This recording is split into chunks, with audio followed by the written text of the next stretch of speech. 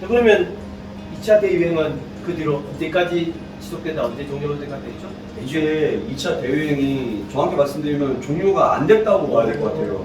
왜 종료가 안 됐냐면은 2차 대유행이 끝나기 전에 연달아서 3차 대유행이 터지게 됩니다. 뭐 설상가상 이렇게 말씀드릴 수가 있겠는데요. 하루 평균 1000명 이상의 확진자가 발생한 상황에서 3차 대유행의 원인이라고 할 수 있는 탑글로브사 집단 감염 사태가 발생합니다. 11월 24일에 최초 2188명의 확진자가 발생하는데 조사해보니까 대부분이 공장 근로자였어요. 그 공장 근로자 5,800명을 조사해보니까 그 중에 2,400명 이상이 감염으로 판정이 됐고요. 좀 부연 설명 드리자면 탑글로브사가 세계 최대 고무장갑 회사예요. 아, 고무장갑, 네. 탑글러브. 예. 전 세계 시장의 4분의 1 정도를 그래서 장악하고 있고, 근데 문제는 대부분의 노동자들이 기타 동남아 또 근로자들을 많이 역시 고용을 하고 있습니다. 탑글로브사 같은 경우에는 코로나 수혜주라고 또 말씀드릴 수가 있겠네요. 대부분의 기업들이나 뭐 민간 그 영업들이 힘들어진 상황에서 고무장갑을 많이 만들고 하다 보니까 전년 대비 18배 이상 수익이 급증하는 그런 회사였고요.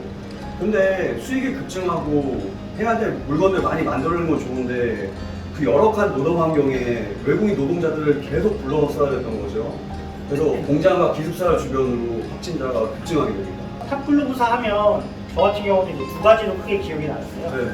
이제 한국도 주식 시장이 굉장히 또 유행이었잖아요. 이게 탑글로브사도 이제 말레이시아가 고무 최대 생산국 중에 하나잖아요. 네. 거기서 이제 나오는 그 라텍스를 이용한 고무 장갑을 생산을 하면서 엄청나게 많은 수익을 거두고 네. 소위 말하는 떡상 네. 주로 굉장히 유명하기도 했죠. 여기서는 했습니다. 네. 그리고 이제 미국 세관에서 이제 그 열악한 노동자 때문에 세관 금지, 수입 금지 명령을 내린 회사기도 하죠. 네네. 네, 그렇죠. 네, 노동력 착취에 포착해서 태국과 중국의 두 개 공장에 대한 물건이 압류 명령이 떨어졌습니다. 미국 세관을 불법적인 노동력 착취에 대한 부분만 압류 명령을 내리고 하니까요. 뭐 두 개 공장이면 뭐 크게 뭐 비중이 차지 않았겠네요. 일단 두 개 공장이라고는 하지만 미국에서 수입하는 물량의 50%를 담당하는 공장이거든요. 좀 큽니다. 네, 탑글로브사 전체로만 보더라도 8분의 1 정도를 담당하는 물량을 담당하는 공장들이었어요. 하지만 다른 공장에서는 수입을 진행을 했기 때문에 전체적인 물량에서 모자랐다고 볼 수는 없습니다. 자, 그럼 우리 탑글로브사 우리 좀 정리해보면은 우리 아주 큰 회사인데 이 노동력 착취가 있었다. 그래서 뭐 공장이라든가 기숙사 좀 좁은 공간에서 역시 많은 사람들이 하다 보니까 좀 감염이 좀 심해서 네. 확산이 됐다 이런 거죠. 그럼 한국은 그때 당시에 아마 좀 불특정을 해서 조금씩 네, 3차 대유행이 삼차 불특정 집단을 그렇죠. 그랬던 기억이 나네요. 그러면 우리 탑글로브 사태 이후에 어떻게 또 진행됐습니까? 네, 확진자가 이제 너무 가파르게 증가해서 더 이상 통제하기 어려운 상황이 됩니다. 1월 7일 3,027명 확진자, 그리고 1월 10일부터는 하루 평균 3,000명 이상으로 계속 진행이 돼요. 그러니까 CMCO, 조건부 이동 제한 명령으로는 더 이상 통제하기 어려운 상황이 됩니다. 심각하죠. 제가 돌이켜봐도 10월 달부터 해서 갑자기 확진자 확 늘었던 네. 그런 기억이 납니다. 자, 그러면 그때 보면은 저 정부가 10월 달 정도부터 해서 우리 2차 때부터 시작해서 조금 격상을 시켜서 우리 조금 손쓸 수 있었는데 왜 격상하지 않고 그냥 CMCO를 그대로 유지했는지 그 이유가 좀 있나요? 네, 아무래도 그 선거를 진행하면 안 된다는 그런 여론이 있었음에도 불구하고 강행을 해서 이 2차 확산이 시작이 됐기 때문에 정부가 이걸 인정해버리면은 어이가 없는 상황이 발생을 하는 거죠. 그래서 경제를 지켜야 된다는 명목 아래 고수를 할 수밖에 없었던 상황이죠. 그래도 제 생각에 좀 격상을 해서 이미 3월 달에 MCO를 한번 해봤기 때문에 국민들이 불편을 좀 끼치더라도 10월 초에 MCO로 다시 해서 한 번에 다 끝냈으면 좋았겠다라는 생각이 드는데 그렇게 해서 다시 우리 MCO로 들어가죠. 네. 1월 달에. 1월 네. 13일 날부터 해서 다시 이동 제한 명령이 MCO로 들어가고 네. 거기 덧붙여서 이제 국가 비상사태를 선포합니다. 네, 이게 이게 조금 좀 그렇죠. 특이한 상황이죠. 일단 8월 1일까지 6개월 정도를 한다고는 해놓고 지금 그 상태인데요. 제가 알기로는 1969년도에 말레이시아가 국가 비상사태 한번 하고 그때는 인종 인종 폭동에 폭동, 네. 그렇죠. 이야기했는데 그 이후에는 없었던 것 같은데 국가 비상사태까지 선포한 이유가 좀 있었나요? 네, 사실 국가 비상사태라고 하면은 사실 일반적인 상황 아니죠. 네. 한국의 상황만 하더라도 역사적으로 몇 번 없었어요. 뭐 예전 뭐 개혁령 뭐 예, 예. 그런 걸 그래서 보통 이런 계엄령에는 군사적인 걸 좀 생각을 할 수가 있는데요. 말레이시아 정부에서는 계엄령은 아니라고 분명히 못을 박았습니다. 군사적인 목적은 아니라고 얘기를 한 거고요. 이제 코로나에 따라 이제 그 확진자가 너무 많이 늘어나니까 국가에서 좀 적극적으로 이거를 막겠다는 의지를 보인 걸로 보입니다. 근데 이 정부 말처럼 이 코로나 때문이다. 요거 100%라고 하기는 좀 어려운 게 있죠. 그렇죠. 좀 뭐 말장난 같은데 뭐 술을 마셨는데 나 음주운전 안 했다 뭐 요거 비슷한 것 같은 거죠. 네. 그 이유는 이 정치적인 부분이 좀 있다고 보는데요. 역시 사실 우리 지금 정치 얘기에 좀 계속 나오는 좀 네. 민감한 부분이지만 네. 이제 필요한 내용이니까 네. 좀 짚고 넘어가도록 하겠습니다. 네. 이 말레이시아 같은 경우는 국회 의석이 222석입니다. 네. 그 중에 지금 현재 야당 110석, 네. 여당 110석을 가지고 있어요. 네. 구석이 공석인 상태입니다. 네.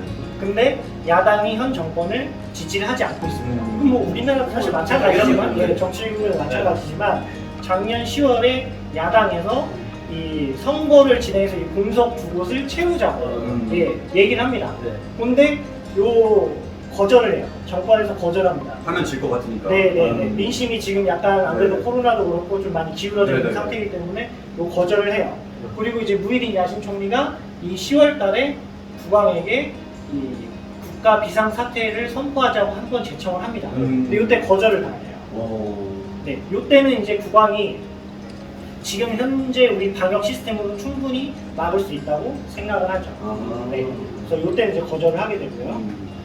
그 비상사태를 요청을 한 이유는 국가 비상사태가 선포가 되면은 이제 뭐 느끼셨다시피 이런 정치 활동이 다 중지가 됩니다. 국회도 업무를 진행할 수가 없게 되고요.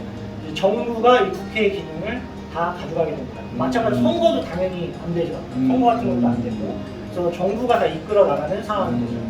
아 그러면 지금 여당이 선거를 하게 되면 혹시라도 정권이 교체가 될 수가 있으니까 그걸 막고자 네. 국가 비상사태를 선포했다. 이번에 그렇죠? 네.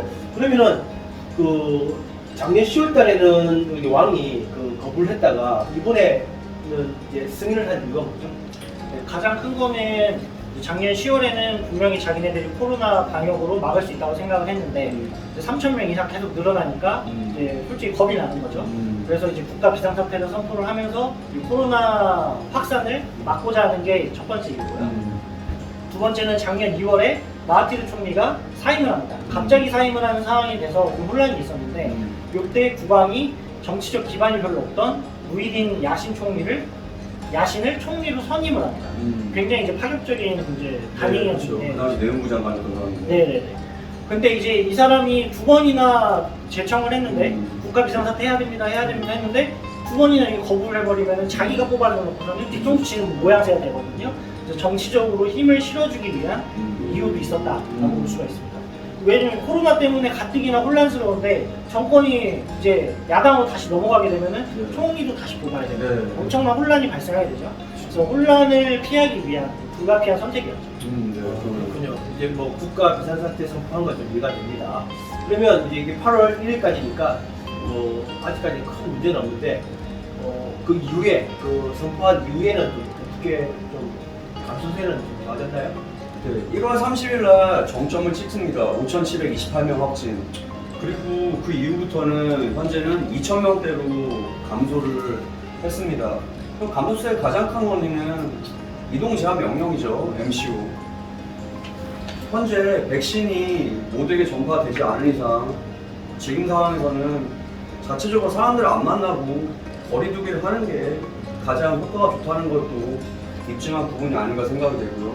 지금 이렇게 감소세로 돌아서고 있는데 모두가 더 노력해서 코로나 종식까지 긴장의 끈을 놓아서는 안 될 것 같습니다. 자, 그러면 우리 말레이시아 우리 코로나 사태를 한번 정리를 한번 해볼게요. 작년 1월달에 1월 23일날 첫 확진자가 발생을 하고 그리고 완만하게 지내다가 조금 증가세가 보이자 이제 3월 18일부터 해서 최고 단계인 MCO를 발령을 합니다. 그렇죠? 네. 그러면서 2달 동안 5월 12일까지 하고 그때 중간에 3월 14일 날 우리 먼저 1차 대유행인 종교 집회에서 한번 싹 퍼지고 그러다가 이제 5월 13일부터 조금 잠잠해지면서 6월 9일까지 한 달 정도를 2단계인 CMCO로 네. 격화를 시키고 그때 좀 더 좋아져서 이제 6월 10일부터 이제 10월달까지 해서 RMCO 갑니다. RMCO 되면서 거의 일상생활을 하게 되다가 그 전에 이제 9월달에 사바주에서 선거를 하게 되면서 네. 확 퍼진 게 이제 10월달에 네. 이제 영향이 나오는 거겠죠. 네. 그러면서 10월달, 10월 7일부터 해서 1월 12일까지 다시 RMCO에서 2단계인 CMCO 다시 격상됐다가 네. 1월 13일 날 그 증가세가 너무 심해져서 네. MCO로 이제 격상되면서 국가 비상 사태가 선포가 됩니다. 네. 그러면서 이제 3월 5일 날 조금 이제 증가세가 이제 주춤하면서 다시 RMCO 네. 그리고 본토는 CMCO로 네. 우리 사바주는 1단계, 본토는 2단계 네. 단계가 와 있는 거죠. 네. 그게 지금까지의 그런 단계입니다. 그렇죠? 네. 아우 두분 수고 많으셨네. 이거 조사한다고 고생 많으셨습니다. 고생하셨습니다. 네, 수고 많으셨고요. 자 이렇게 해서 오늘은 우리 말레이시아의 우리 코로나 사태를 어떻게 진행되고 있는지 한번 알아봤습니다.